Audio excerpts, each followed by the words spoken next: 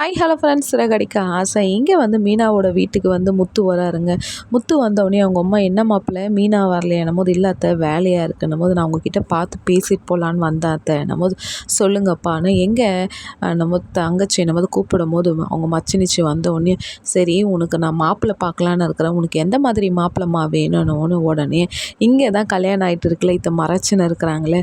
உடனே மீனாவோட தங்கச்சி சொல்லும், எனக்கு கவர்மெண்ட் சம்மந்தப்பட்ட மாப்பிள்ளை தான் வேணும்னு. சரி முத்து இல்லை, சரிம்மா நான் பார்க்குறேன் கிளம்புறேன்ட்டு கிளம்பி வரும்போது உடனே அவங்க தங்கச்சி வந்து மீனாவுக்கு ஃபோன் பண்ண, அக்கா இப்போ தான் மாமா வந்து போனார், என்ன மாதிரி மாப்பிள்ளை வேணும்னு கேட்டாருக்கா, எனக்கு ரொம்ப கஷ்டமாயிடுச்சுன்னு போது, சரி விடுடி நான் பார்த்துக்கிறேன்னும் போது, மீனா நான் வேண்டான்னு சொல்கிற வேலையெல்லாம் இவர் ஏன் தான் வேணும்னு இழுத்து போட்டு செய்கிறாரோன்னும் போது, இங்கே வந்து எப்போவுமே முத்தோட வீடு வந்து எப்போவுமே ஒரு மாதிரி ஃபயராகவே இருக்குங்க. ஒரு நிமிஷம் கூட அந்த இடத்துல சாஃப்ட்னஸ்ஸே கிடைக்காதுங்க.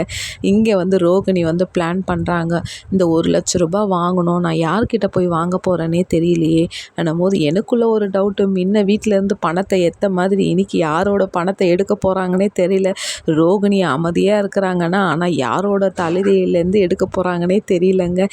இங்கே வந்து ஆஃபீஸை வந்து காமிக்கிறாங்க. ரோகிணிக்கு வந்து ரொம்ப ப்ரெஷராக இருக்குது, இல்லை எங்கள் பணத்தை நீங்கள் கொடுத்தே தான் ஆகணும் போது, ரோகிணி வந்து சரி இறங்கி போய் முத்துக்கிட்டையாவது கேட்கலாமான்னு, ஐயோ அவன்கிட்ட போய் நம்ம பாசமாக கேட்டால் கூட அவன் ரொம்ப வில்லதனம் பண்ணுவான், யார்கிட்ட ஒன்றா வட்டிக்கு கூட வாங்கிடலாம், ஆனால் அந்த முத்தும் மீனா கிட்ட வாங்கவே கூடாதுன்ட்டு உடனே மனோஜ் வருவார். என்ன என்ன எப்போ பாரு நீ யோசிச்சுனே இருக்கிறன்னும் போது, இல்லை மனோஜ் எனக்கு கொஞ்சம் காசு தேவைப்படுதுன்னு, ஐயோ என்கிட்டலாம் ஏதாவது கேட்டுற போகிறப்பா, என்கிட்ட காசே இல்லை, அம்மாவுக்கு வேறு இப்போ மாதம் லாஸ்ட்டாக வேறு ஆயிடுச்சு, அம்மா வந்து என்கிட்ட காசு கேட்டுனுக்குறாங்க வீட்டு செலவுக்கு, அதையே என்கிட்ட இல்லாதகுது, தயவுசெய்து என்கிட்ட காசு கேட்டுறாதுன்ட்டு அப்படியே ஸ்ட்ரிக்டாக ஆயிடுறாருங்க மனோ.